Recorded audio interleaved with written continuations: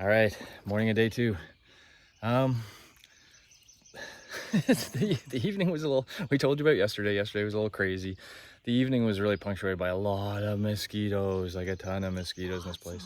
And it's like a freaking ghost campground. There's nobody here. It's like May 30th, and there's like nobody here. So at any rate, well, there's maybe 2 or 3 other campers, but that's it. So we went to bed, tried to go to bed early. It was horrible for the first night until I discovered something, which is I just don't fit in my sleeping bag. So I unzipped my sleeping bag and used it as a blanket and laid on my mattress, and then I could finally get to sleep. And I think we both got a decent night's sleep. I don't know how many hours, but I'd say 5 or 6 hours. I don't know. Maybe. We slept until almost 8. So. Yeah, we did sleep until almost 8. So hey, maybe we're starting to get the hang of the camping thing. That said, we know that at the end of the day today, there doesn't look to be a lot of camping grounds, and we may have earned ourselves a room and a bed and breakfast by now. So we may in the shower before we hit Centerville. Yeah, in the shower. So we may look for a B&B tonight. But yeah, there's our update so far. Coffee time, day 2. We'll be on the road before long. Okay.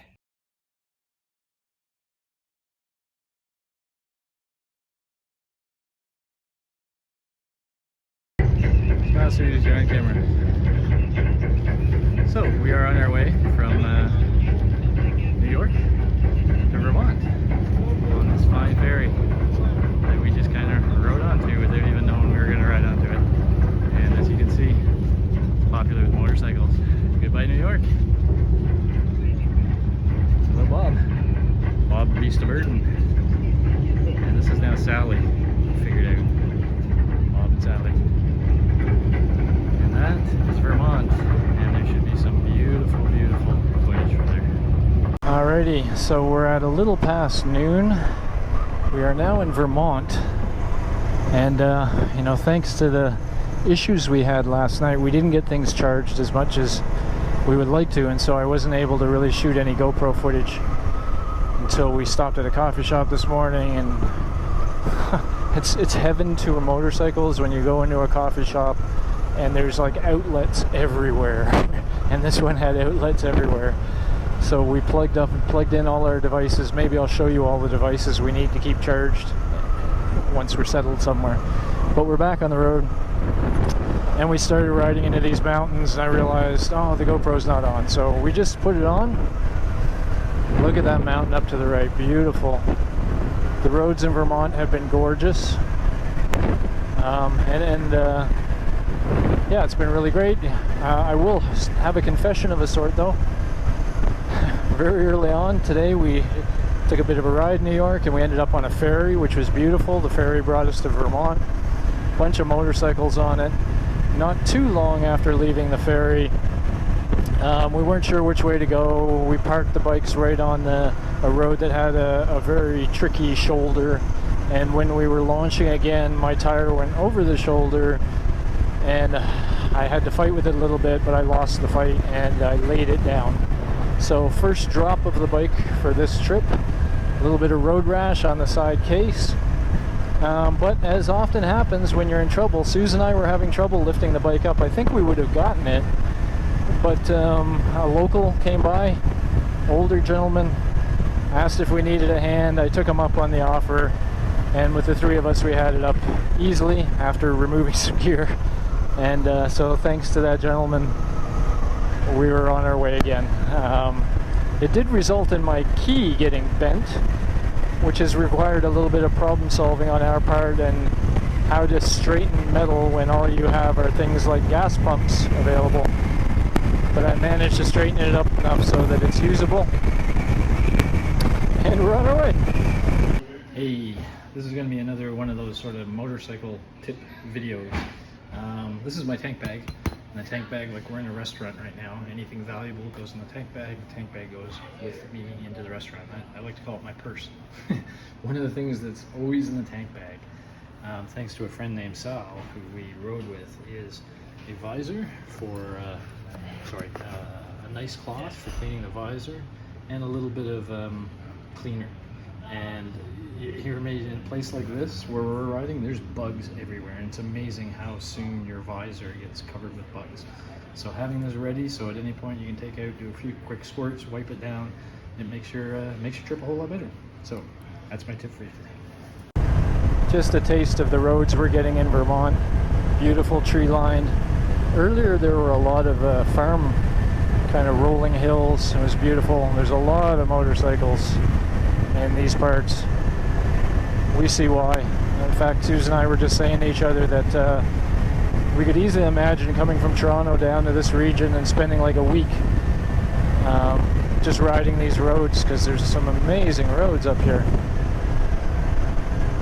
It would be kind of like a vacation in the sense that, you know, we would take a day of just to get here, sort of a travel day, and then you'd have 5 days of amazing riding, and then you'd have to do that travel day back to Toronto. It's on our list. Look at these roads.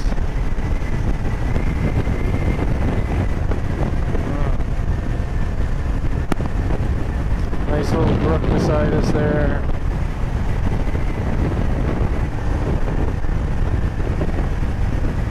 Hopefully no falling rocks.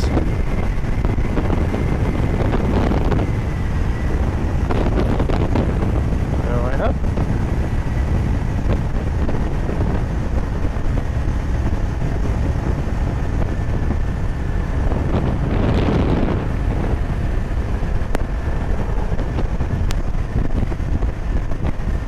Every now and then you get tempted to go look at something on the side that looks really nice, and then when you look up you see a dump truck coming at you. It reminds you that it's always road first.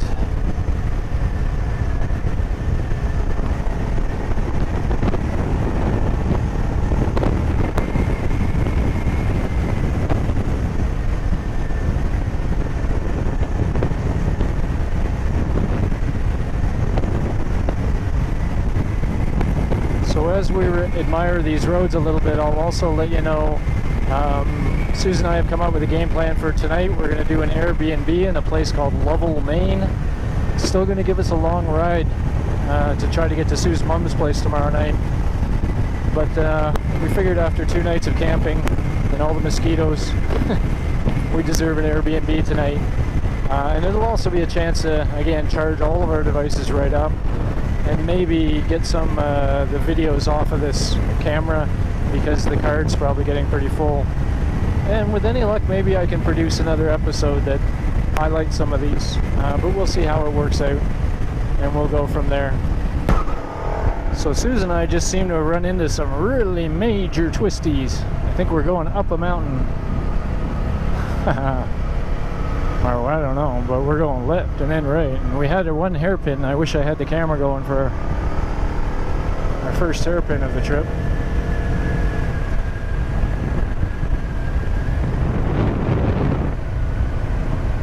Just checking to make sure I was recording there, and I am. That's cool.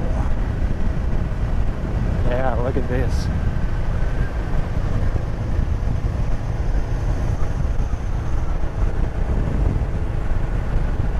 So these are the roads Sue's bike was designed for. Of course, not to be carrying all the bags and stuff that she is, but her bike could really carve these at speed if it had the mind to. But my bike's also pretty good on this, even though it's loaded down like a pack mule. It feels great going around these corners.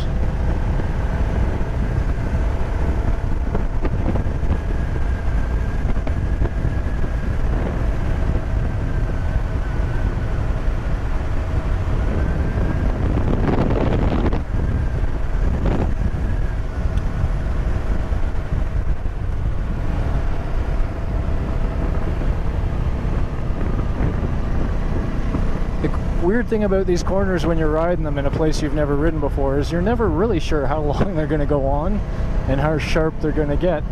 Yeah, and so it's always a little bit of a guessing game. You got to get ready to slow down and throw on the brakes. See, that was a long, wide corner that I didn't expect it to be that long and wide. Yeah, so it's a lot of fun. But you also have to be on top of your game. Yeah, you gotta be paying attention. You gotta not be over goosing it, because if you over goose it, you could throw yourself right around one of these corners. And usually when you have corners like this, it's because you're going up or down a mountain. And that usually means if you go off the corner, well, you better hope you're going up a mountain, I guess. Otherwise, you're going down a mountain real quick.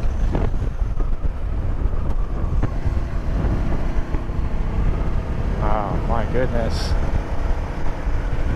Thank you, Vermont. I don't know. I think of a rock. Oh my goodness, that is just gorgeous. So yesterday I made the statement that I thought some of the roads we rode may have been the best roads we've ever ridden. Rode.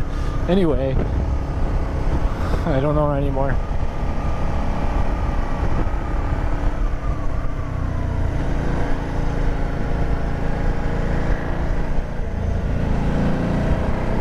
I saw a bunch of stickers on that sign over there. I wish we had our stickers. Whew, now we're going down.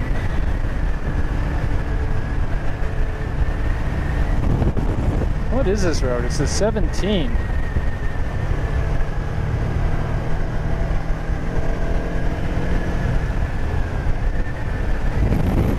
That's what my GPS says anyway, 17.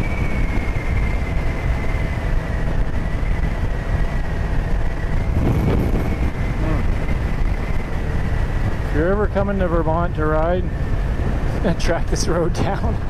Woohoo! Back down the second, and a tight corner, and tight the other way. My goodness. You know, whoa. Yeah, I do have a lot of weight that does make the bike. I got it. It was only plastic. Yeah, I touched it. It's okay. It's all fine. By the way, for you guys watching on video, it may seem sometimes like you're hearing half of a conversation, which you are. Susan and I have our comm systems on.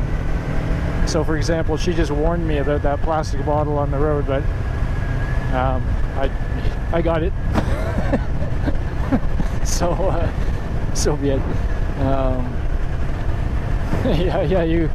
Yeah, what Suze just said to me is, your bike goes where you look, and so she said bottle, I looked at the bottle, and I got it. So, that's okay when it's a plastic bottle. If that had been a glass bottle, woohoo, it would have been a worse story. Yeah, you have no idea which way it's going to go until you're on it, which is so cool. So, I think, if you had a motorcycle and you said to somebody, I will pay you money to create a track for me to enjoy my motorcycle on, I don't know how much you'd have to pay for somebody to build this for you. It would be in the multi-millions. And yet these things just sort of exist. And you don't have to pay a dime. Well, that's not true. We've invested a lot of money into our motorcycling. But once you've invested the money, you don't have to pay a dime. Look at this again.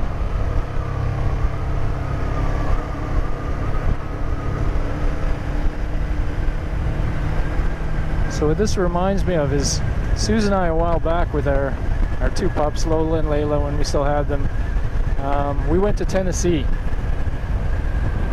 Funny story, we went to Tennessee to we had a cabin facing the Blue Mountains, Smoky Mountains, and we went to Tennessee to take our dogs on hikes through the mountains. And when we got there, yeah, it's a weird little part of the road that was rubbery. Yeah, that's not good. Yeah, when we got there, it's beautiful.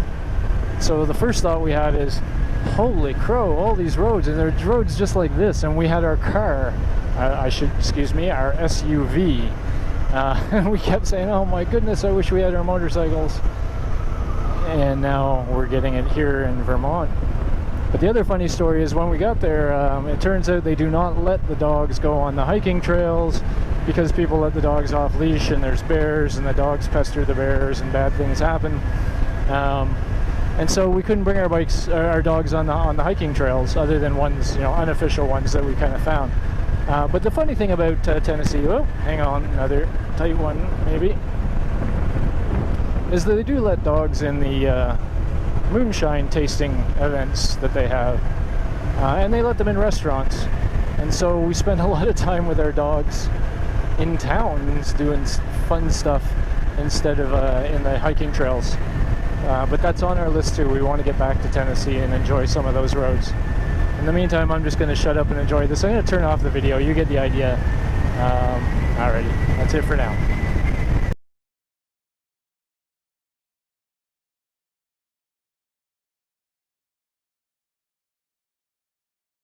I'm gonna go off-roading, are ya?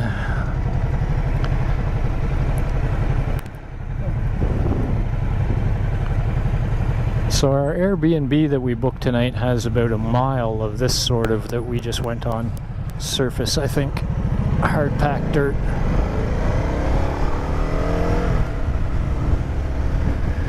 Not a problem for these bikes, but it's always tricky if it's the end of the day and then you have to do challenging roads. Alrighty, there we are back at our spot. And this time we'll do what my nav system was telling us to do. Now we assume the reason that hers and mine don't always tell us the same thing is that we must have some different settings somewhere in terms of how it chooses its route. They're probably both perfectly good routes. One might take a little bit longer. Right. Going left according to mine, but okay. If yours says right, let's go right. So, just once again, we run into another spot where... Oh, this looks better. Oh, we're just about coming up to that Montpellier place. At one point we were flirting with the idea yesterday of riding to this Montpellier place, which today seems ridiculous. There's no way we could have made it this far.